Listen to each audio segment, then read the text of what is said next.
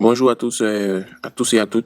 Bienvenue sur Ivoirpedia, la chaîne qui parle de la Côte d'Ivoire et de l'Afrique. Aujourd'hui, nous allons vous parler du premier président de la Côte d'Ivoire. Nous allons vous parler de ses complots. Donc, nous parlerons des complots d'Houphouët.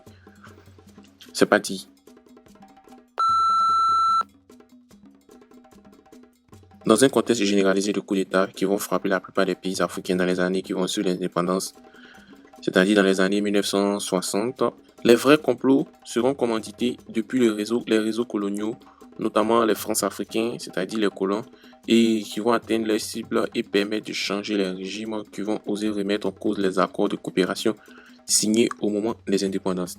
Et aussi, nous avons les faux complots qui vont quant à eux servir à mettre plus ou moins hors d'état de nuire les collaborateurs et autres adversaires gênants de pouvoir en place.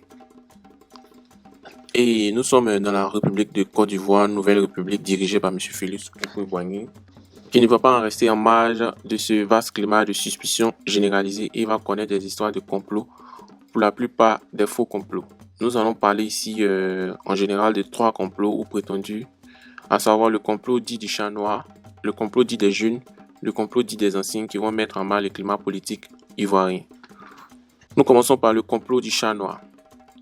Après le congrès de la jeunesse des rassemblements démocratiques africains, RDA, section Côte d'Ivoire, d'où le nom qui est PDCI, Houphouët-Boigny va réunir du 19 au 21 mars 1959 un congrès de son parti au cours duquel son ami Auguste Denise sera battu à l'important poste de secrétaire général du parti par Jean-Baptiste Moké, un combattant de la lutte anticoloniale.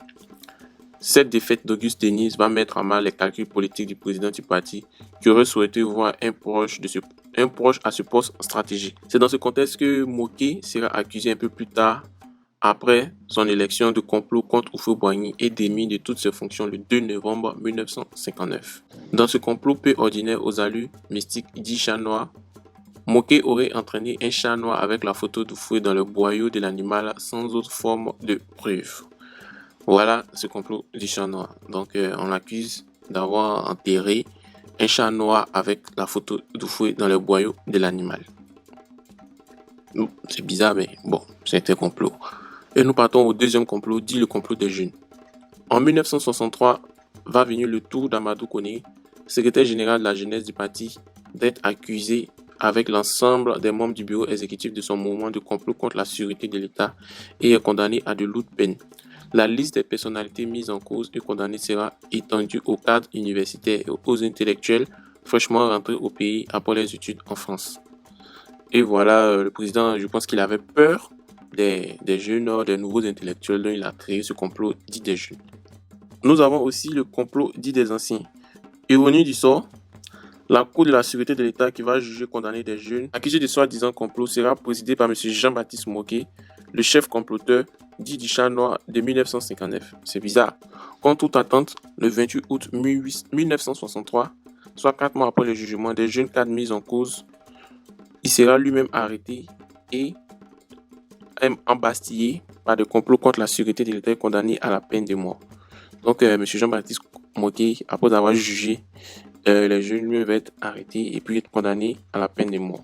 Ces soi-disant complices, au nombre d'une centaine qui étaient des hautes personnalités et anciens militants de la lutte anticoloniale du parti, mélangés à d'autres adversaires politiques, subiront le même sort. C'est dans ce contexte de suspicion généralisée qu'Ernest Boka, le président de la Cour suprême de la Côte d'Ivoire, va rendre sa démission en refusant l'arbitraire de ces soi-disant complots le 5 avril 1964. Il va mourir dans des conditions tragiques non clarifiées, un suicide dira-t-on à la prison d'Assabou de Yamoussoukro.